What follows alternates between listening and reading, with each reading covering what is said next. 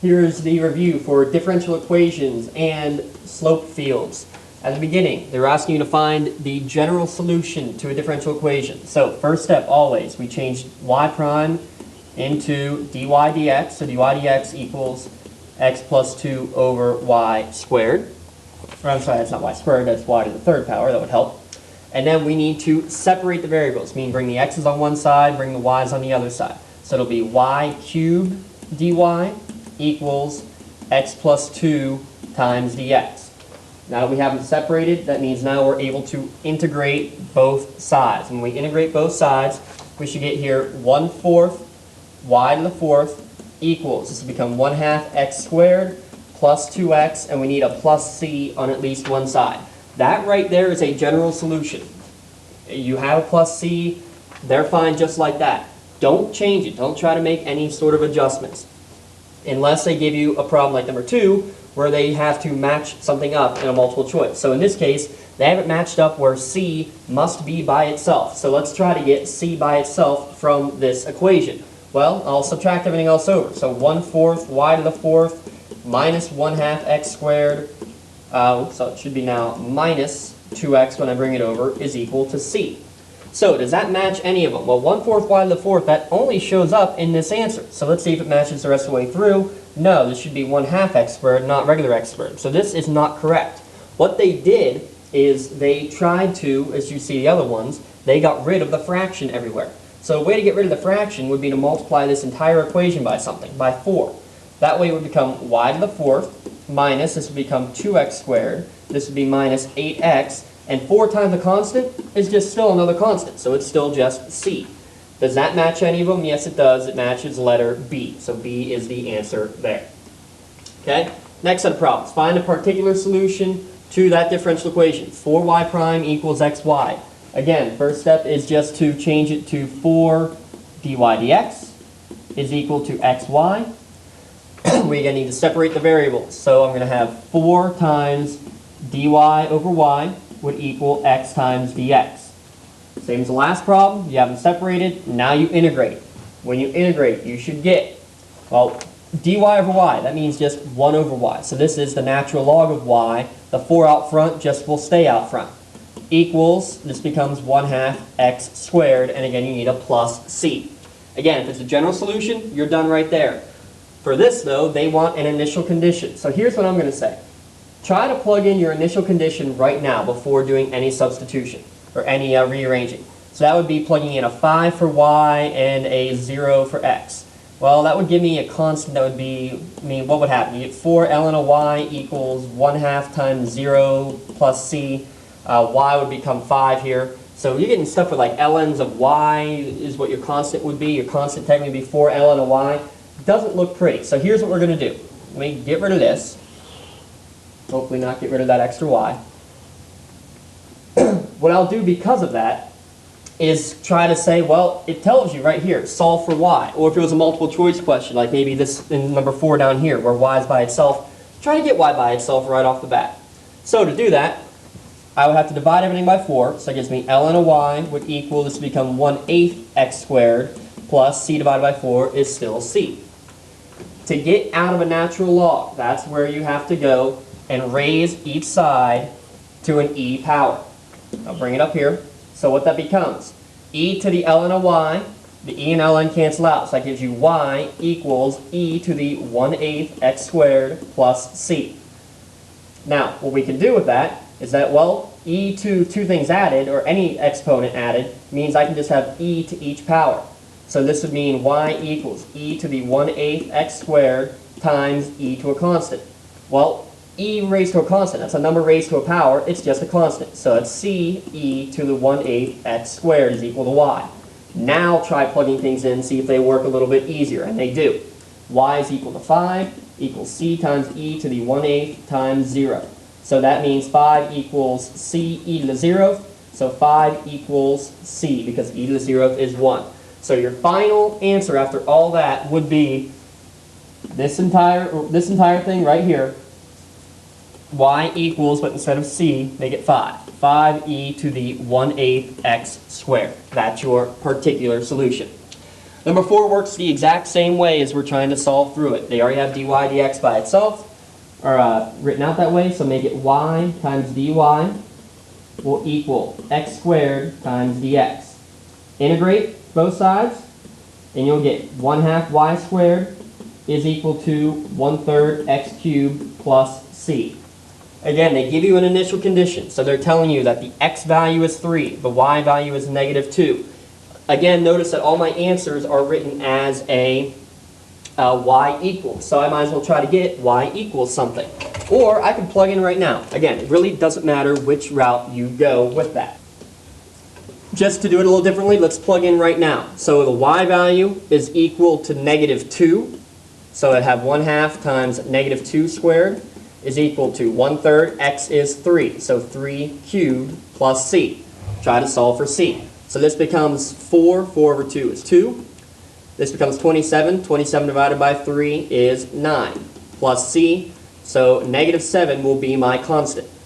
At this point, well, look, I don't have a -7, and even if I did, I wouldn't trust it, because, well, obviously, maybe, did I do something wrong, or are they trying to trick me? What I do, plug it back in. 1/2 y squared equals 1/3 x cubed plus, now, well, plus -7. They have all the answers there written as y equals something. So for me, I leave it like this if it's a free response question. Don't try to simplify. But because it's not, I need to match up the answers. Start by multiplying everything by 2.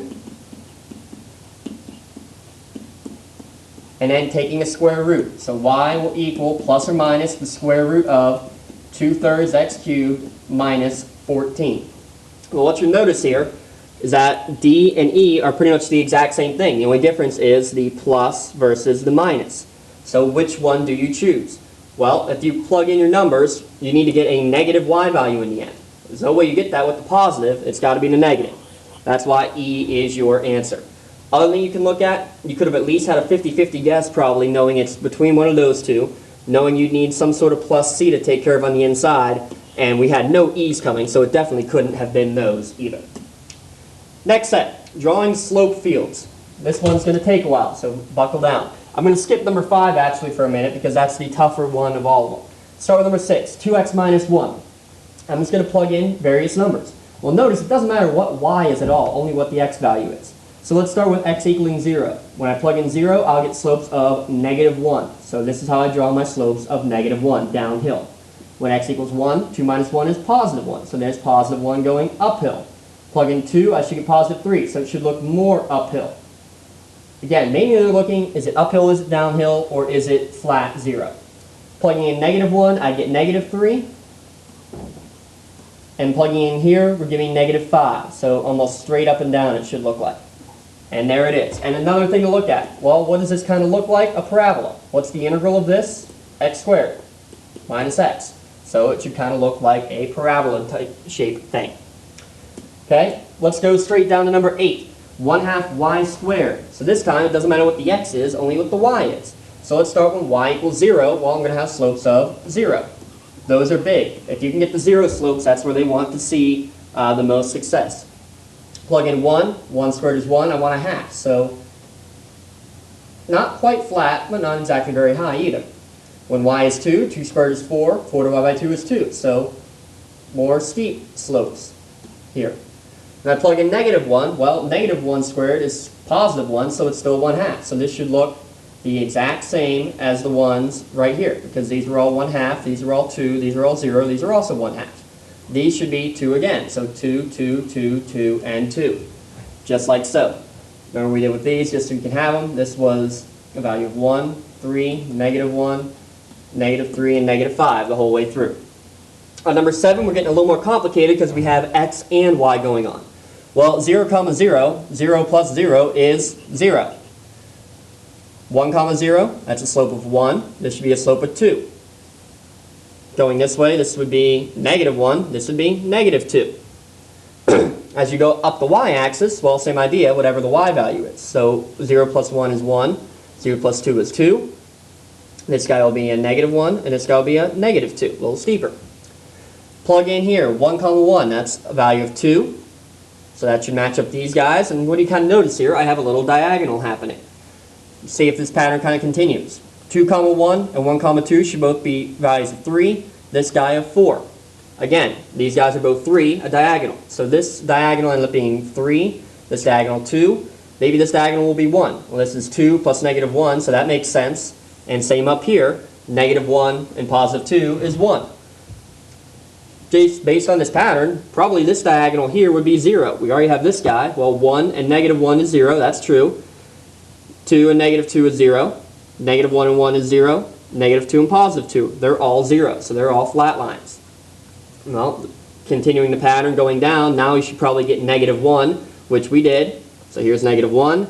Next row will be negative 2. Here's rows of negative 3, or diagonals of negative 3, and that means that guy's negative 4. Negative 2 and negative 2 is negative 4.